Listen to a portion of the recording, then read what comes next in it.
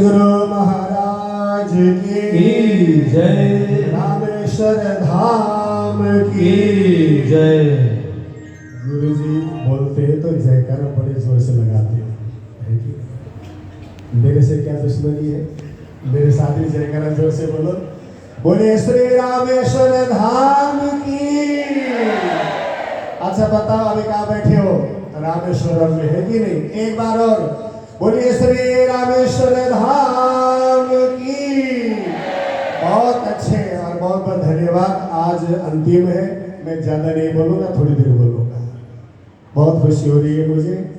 यम प्रव्रजंत मनुपेतमपेत कृत्यं द्वैपायनो विरकातराजुहाव पुत्रेति तन्मयतया कर्मो विनेदु तम सर्वभूत हृदय मुनिमानतोस्मि तम सर्वभूत हृदय मुनिमानतोस्मि। बोले श्री कृष्ण कन्हैया लाल की।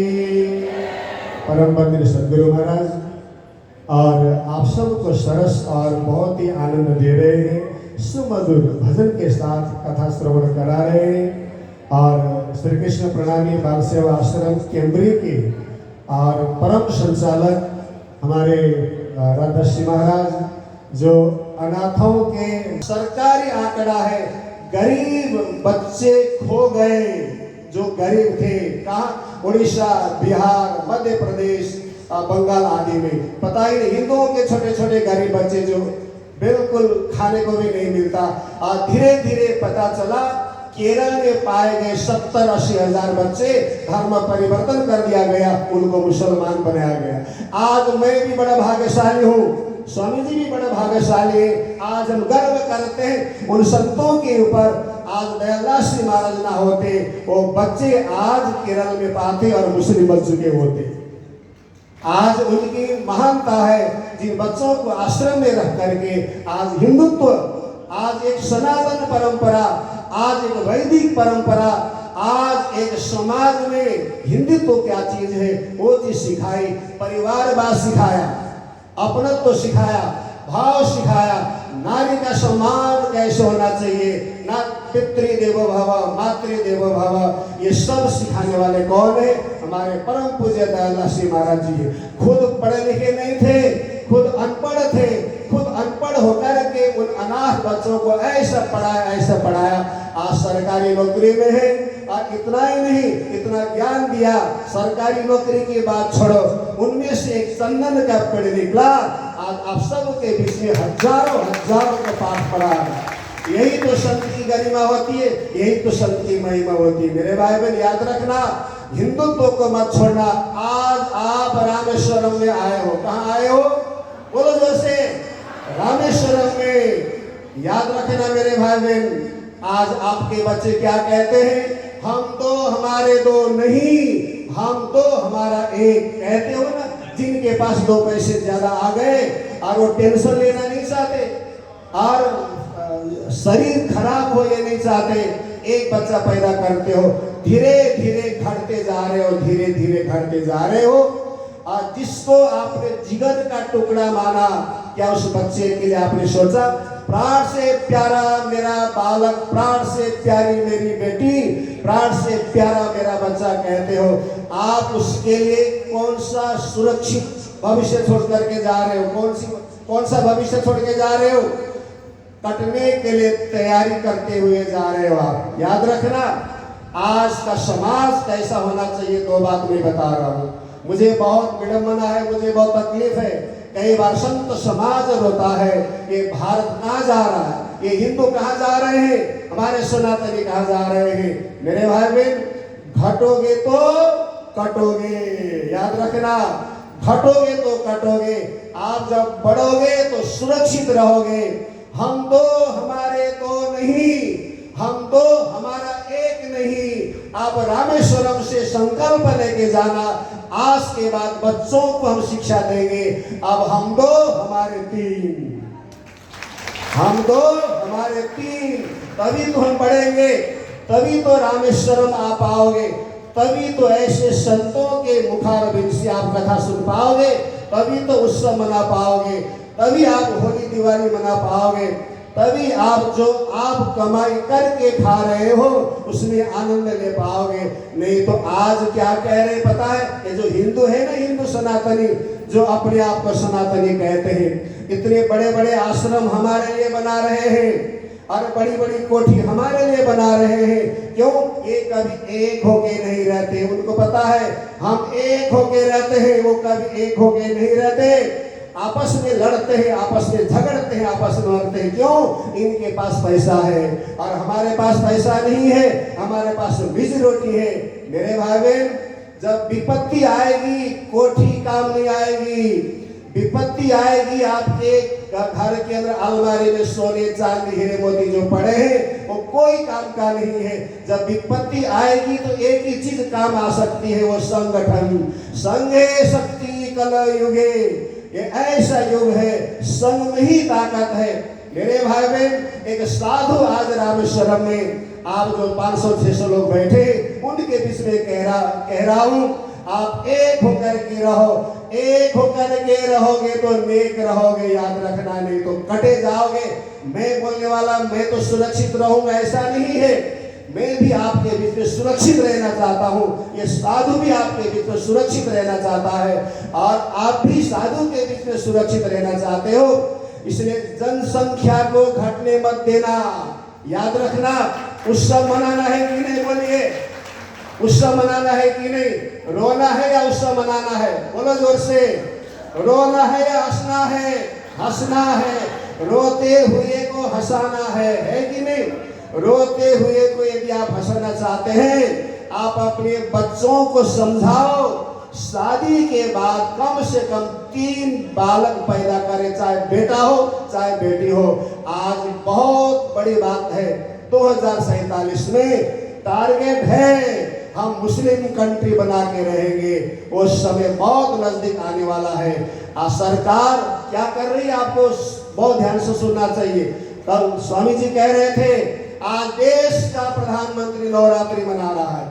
आज देश का प्रधानमंत्री माथे पे त्रिपुंड लगा करके जय श्री राम कहता हुआ चल रहा है। आज देश के बड़े बड़े लोग हम सबको शिक्षा दे रहे हैं। सरकार क्या कह रही है? आवाज उठाओ और हम तुम्हारी मांग पूरी करने के लिए तैयार बैठे, लेकिन हम आवाज नहीं उठा रहे हैं। हम गिनती करते जा रहे, टमाटर का भाव क्या है, गेहूं का भाव क्या है। सोना इकट्ठा करो, कोठी बढ़िया बनाओ, बच्चा एक पैदा करो, इसका भविष्य कौन देखेगा? आपने बच्चों को पैदा कर दिया और जिसने आपका भविष्य देखा और वही भविष्य देखेगा। मेरे भाई बहन, घटने मत देना। आज साधु दुखी मन से कह रहा है, समाज को आगे बढ़ाओ।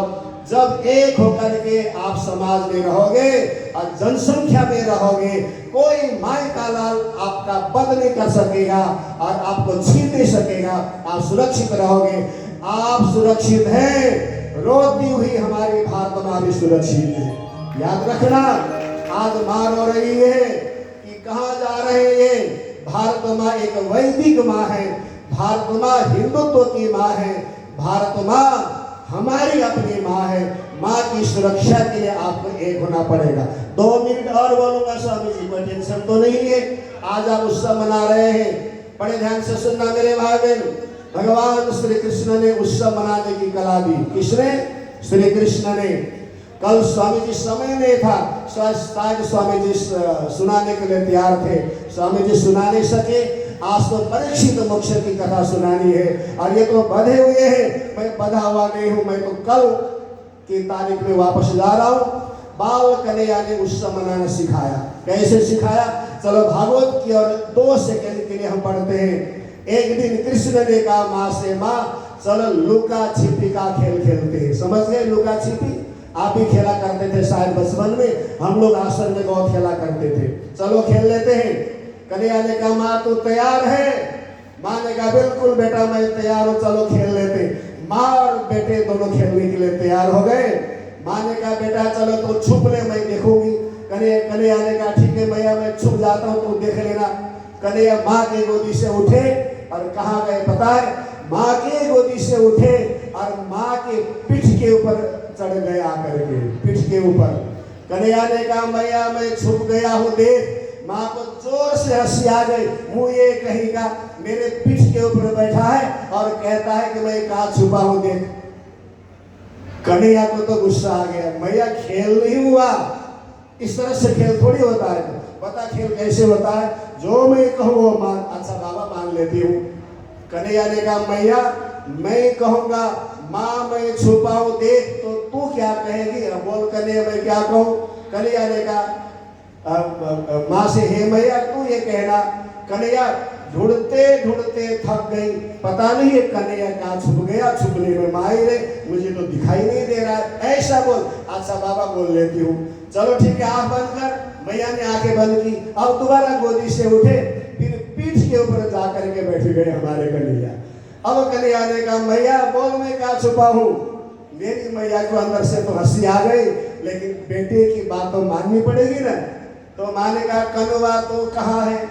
ढूंढते ढूंढते थक गई और देखते देखते थक गई, चलते चलते थक गई, कोने कोने में ढूंढ लिया, तू मिल ही नहीं रहा, कनुआ तो कहाँ है? तो कन्हैया ने क्या कहा, तू अंधी है क्या? तेरे पीठ के ऊपर ही तो बैठा हूँ। तू अंधी है क्या? तेरे पीठ के ऊपर ही तो बैठा हूँ। अब सुनो, ये कोई वेदांत की बात नहीं है, ये कोई शास्त्र की बात नहीं है, और किसी पढ़े लिखे बड़े बड़े महापुरुष की बात नहीं है। ये तो छोटा सा घर का बालक नादान बच्चे की बात है। जब बच्चे की बात माँ ने सुनी, माँ को हंसी आ गई कि नहीं? हंसी आई कि नहीं मैया को? आपको आई कि नहीं? सुन लो, याद रखो, मेरा कन्हैया घर की छोटी छोटी मिला करके उस घर के अंदर उत्सव देना चाहता है। समझ गए? उस घर के अंदर खुशी देना चाहता है, उस घर के अंदर आनंद देना चाहता है। वेदांत की और ऊपर पढ़ो पढ़ो, लेकिन आनंद कहाँ मिलेगा? घर में ही मिलेगा। बोलो कहाँ मिलेगा? घर में ही मिलेगा।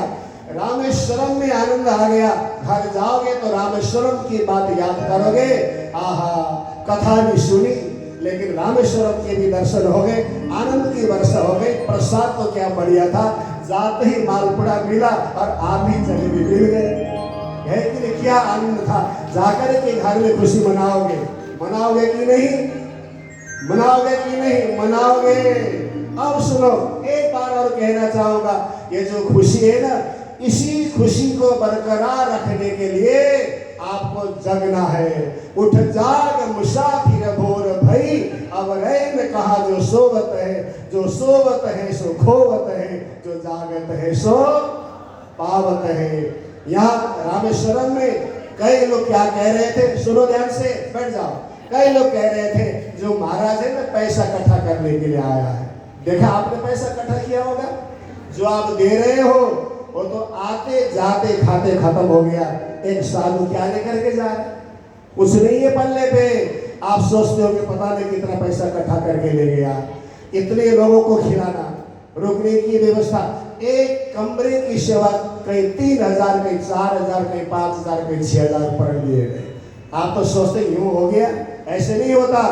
फिर भी साधु रोता नहीं है, अंदर ही अंदर तकलीफ होती है। वो क्या चाहता है कि आपको खुशी मिले, आपको आनंद मिले, आपको अच्छाई मिले, और यही खुशी भागवत के माध्यम से, तीर्थों के माध्यम से मैं आपको दूं, और आपका परिवार आनंद और खुशी से झूम उठे। ये साधु की सोच होती है। हमारे संत क्या कहते हैं, वो कौन था, सुनो ध्यान से, वो कौन था, इधर से उधर गया और उसकी खुशी रास्ते पे उजाला कर गई। उसकी खुशी, उसका नूर रास्ते पे उजाला कर गया। साधु प्रसन्नता दे रहा है। मान लो आपने 2 रुपए ज्यादा भी दिया तो क्या हुआ, सेवा में पैसे लगेंगे ना, दे दो। अनाथों की सेवा, गरीब की सेवा।